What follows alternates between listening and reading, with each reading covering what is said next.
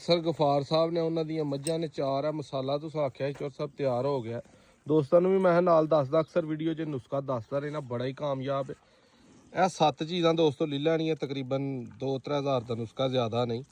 ਇਹ ਮੁਰੱਬਾ ਤੁਮੇ ਦਾ, ਇੰਡੀਅਨ ਮੋਟੀ ਇਲਾਚੀ, ਸਫੇਦ ਜ਼ੀਰਾ, ਕਾਲੀ ਜ਼ੀਰੀ, ਦਾਲਚੀਨੀ, ਹਾਲੋ ਸੁੰਡ, ਅੱਗੇ ਉਹਨਾਂ ਦੀ ਮਿਕਦਾਰ ਲਿਖੀ ਹੈ। 1 ਦਿਨ ਦਾ ਨੁਸਖਾ।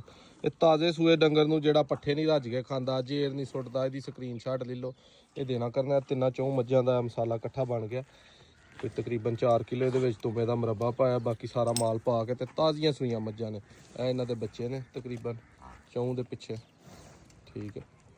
ਇਹ ਆਪਣਾ ਮੱਝ ਇਹਨਾਂ ਦੀ ਹੁਣ ਚੁਆਈ ਹੋਈ ਜੇ ਕੈਥਰ ਭਾਈ। ਠੀਕ ਹੈ। ਮੱਝਾਂ ਦਾ ਜ਼ਰਾ ਸ਼ੌਕ ਕਰੋ ਦੋਸਤਾਂ, ਨਾਲੇ ਦੱਸਣਾ ਚੋਰ ਸਾਹਿਬ ਨੂੰ 4 ਮੱਝਾਂ ਜਾ ਰਹੀਆਂ, ਕੈਸੀਆਂ ਨੇ। ਇਹ ਕਾਲੀ ਮੁਸ਼ਕੀ ਮੱਝ, ਇਹ ਬੋਲੀ ਮੱਝ, ਬਿੱਲੀਆਂ ਅੱਖਾਂ ਵਾਲੀ, ਇਹਦੀ ਵੀ ਚੁਆਈ ਹੋ ਗਈ ਹੈ ਹੁਣ। ਠੀਕ ਹੈ। ਇੱਕ ਉਹ ਵਾਲੀ ਮੱਝ, ਇਹ ਕਾਲੀ, ਇਹਦੀ ਵੀ ਚੁਆਈ ਹੋ ਗਈ ਹੈ। ਤੇ ਚੋਰ ਸਾਹਿਬ ਮਸਾਲਾ ਇਹਨਾਂ ਲਈ ਸਪੈਸ਼ਲ ਬਣ ਗਿਆ, ਇਹਨਾਂ ਨੂੰ ਦਿੱਤਾ ਜਾਣ ਲੱਗਾ। ਸੈਲਡ ਘਰ ਲਾ ਲਾ। ਇਹ ਨੁਸਖਾ ਜਿਹੜੇ ਭਰਾ ਦੇਣਾ ਚਾਹੁੰਦੇ ਨੇ ਜਾਂ ਮੱਝਾਂ ਦਾ ਦੁੱਧ ਵਧਾਉਣਾ, ਇਹਦੀ ਫੋਟੋ ਲੈ ਲਓ ਤੇ ਆਪਣੀਆਂ ਤਾਜ਼ੀਆਂ ਸੂਈਆਂ ਮੱਝਾਂ ਗਾਵਾਂ ਨੂੰ ਲਾਜ਼ਮੀ ਦਿਆ ਕਰੋ। ਜਾਨਵਰ ਮੈਲਾ ਸ਼ੈਲਾ ਚੰਗਾ ਘੁੱਟ ਕੇ ਸੁੱਟਦਾ, ਭੁੱਖ ਚੰਗੀ ਲੱਗਦੀ ਹੈ। ਮੱਝਾਂ ਵੀ ਮੂੰਹ ਦੀਆਂ ਪੂਰੀਆਂ 100 ਸੀਲ ਨੇ। ਤਾਂ ਜੀ कैसा रहेगा ये नुस्खा भाई कैसर ਦੀਆਂ ਮੱਝਾਂ ਨੂੰ? माशाल्लाह ये अगे भी आजमाया है, बहुत अच्छा नुस्खा है। ये देना चाहिए सजरी मैं